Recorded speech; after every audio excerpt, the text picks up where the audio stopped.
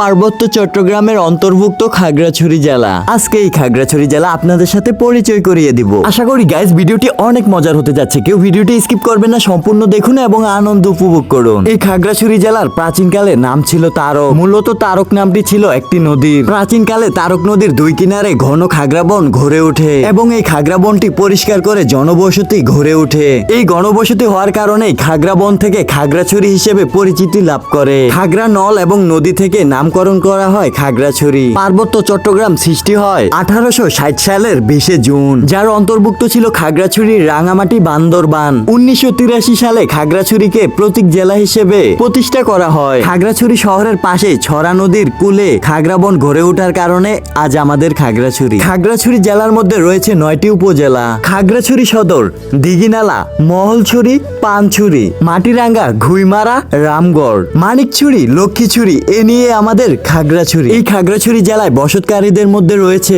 চাকমা, ত্রিপুরা, মারমা এবং বাঙালি জনগোষ্ঠীর পাশাপাশি টংচঙ্গিয়া, মো, ভোম, পাংখুয়া, লুসাই, খিয়াং, চাক প্রভৃতি ছোট ছোট জনগোষ্ঠীর মানুষ। এর মধ্যে চাকমা, মারমা, ত্রিপুরার সংখ্যা বেশি। এই খাগড়াছড়ি জেলা কৃষকদের উপর নির্ভরশীল, তাই এই খাগড়াছড়ি জেলার মধ্যে কৃষকের সংখ্যাও অনেক বেশি। এই খাগড়াছড়ি জেলা হলুদের জন্য বিখ্যাত। এই খাগড়াছড়ি জেলাতে সমতল জায়গা থেকে পাহাড় বেশি, তাই পাহাড়ের উপর হলুদ চাষ বেশি হয়। তাই তো আমাদের খাগড়াছড়ি জেলা হলুদের জন্য বিখ্যাত। এই খাগড়াছড়ি জেলা শুধু হলুদের জন্যই বিখ্যাত নয়, তার পাশাপাশি রয়েছে আম, কলা, কাঁঠাল ও লেচু। এবং এই খাগড়াছড়ি জেলার পণ্য বাংলাদেশের বিভিন্ন অঞ্চলে পৌঁছে দিয়ে ফলের রাজা হিসেবে স্বীকৃতি পাচ্ছে এই খাগড়াছড়ি জেলা। এই খাগড়াছড়ি জেলাতে আসলেই দেখতে পারবেন আঁকাবাঁকা রাস্তা, উঁচু নিচু পাহাড়, পাহাড়ি ঝর্ণা ও নদী নালা। সাম্প্রতিক বজায় রেখে পার্বত্য চট্টগ্রামের অন্তর্ভুক্ত এই খাগড়াছড়ি জেলা। ধর্ম বর্ণ নির্বিশেষে পার্বত্য চট্টগ্রামের অন্তর্ভুক্ত খাগড়াছড়ি জেলায় আমরা সবাই বাঙালি। এই পর্যন্তই ছিল খাগড়াছড়ি জেলা নিয়ে আজকের ব্লগ ভিডিও। ভিডিওটা কেমন লাগলো অবশ্যই সবাই কমেন্ট বক্সে জানাবেন। ধন্যবাদ, ভালো থাকবেন সবাই, আল্লাহ হাফেজ।